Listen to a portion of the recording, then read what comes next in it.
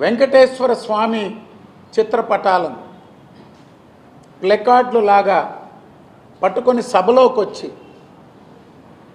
చరిత్రలో మొట్టమొదటిసారి ఈ విధంగా స్వామివారిని రాజకీయ చర్చలకి సభలోకి లాగడం, స్వయంగా చైర్మన్ వెంటనే దీన్ని తీవ్ర అభ్యంతరకరమని చెప్పినా పట్టించుకోకుండా రచ్చ చేసి వాటిల్ని మళ్ళీ సభ వాయిదా పడగానే ఎక్కడ పడితే అక్కడ పడేసి తొక్కుకుంటూ వెళ్ళినటువంటి వైకాపా ఎమ్మెల్సీలు, ప్రభుత్వం మంత్రులు తీవ్ర అభ్యంతరం, ఇది కరెక్ట్ కాదు, ఇప్పటికే ఒక గందరగోళం నెలకొనింది మీరు చేసిన తప్పుల వల్ల, మీరు చేసిన అవినీతి వల్ల, ఇంకా మత విశ్వాసాలని ఆ స్వామివారి విశిష్టతని ఎక్కడ కూడా దెబ్బతినకుండా కాపాడాలని మేము ఈ చర్చని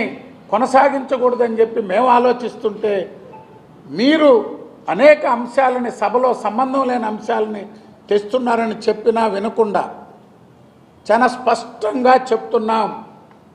హెరిటేజ్ సంస్థ ప్రస్తావన వచ్చింది కాబట్టి హెరిటేజ్ సంస్థ పాలసీ ఏ ప్రభుత్వంతో కానీ, ఏ ప్రభుత్వ సంస్థలతో కానీ, ఏ దేవాలయాలకు కానీ ఎటువంటి వ్యాపార కార్యకలాపాలు చేయకూడదు అనేటువంటిది ఆ కంపెనీ పాలసీ. ఆ కంపెనీకి భారతదేశం, ఆంధ్ర రాష్ట్రం కాదు, తెలంగాణ కాదు, భారతదేశంలోనే ఏ సంస్థతో కూడా, ఏ దేవాలయాలకు కూడా హెరిటేజ్ సంస్థ ఎటువంటి వ్యాపార కార్యకలాపాలు నిర్వహించకూడదు అనేది ఎప్పుడో తీసుకున్న నిర్ణయం. అయినా బురద జల్లడమే కార్యక్రమం, పక్కదారి పట్టించడమే కార్యక్రమం. ఇప్పటికే చేయరానటువంటి తప్పులు వైఎస్ఆర్ కాంగ్రెస్ పార్టీ మాజీ ముఖ్యమంత్రి జగన్మోహన్ రెడ్డి గారు చేశారు. బడ్జెట్ గురించి ప్రస్తావించిన పరిస్థితి లేదు. అసెంబ్లీకి వచ్చి 11 నిమిషాలు పేపర్లు చించి స్పీకరు గవర్నర్ గారి మీద, చైర్మన్ గారి మీద వేసిపోయిన పరిస్థితి.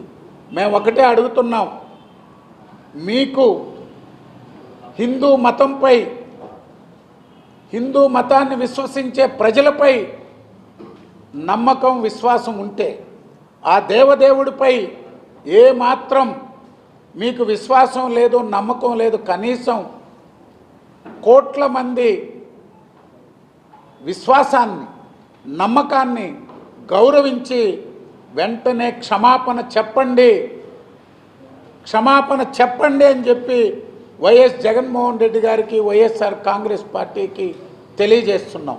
ఇప్పటికే 5 సంవత్సరాల పాలనలో వేలాది దేవాలయాల ఆస్తుల్ని అన్యాక్రాంతం చేశారు, వందలాది దేవాలయాలు నష్టపరిచారు, అనేక వివాదాలు సృష్టించారు. చివరికి మీరు కలియుగ దైవం వెంకటేశ్వర స్వామిని కూడా బజారు కీర్చున్నటువంటి రాజకీయ పార్టీగా, ఒక మాజీ ముఖ్యమంత్రిగా బాధ్యత వహించి క్షమాపణ చెప్పాలని చెప్పి డిమాండ్ చేస్తున్నాం. నమస్తే, ఇది టైమ్ 9 తెలుగు.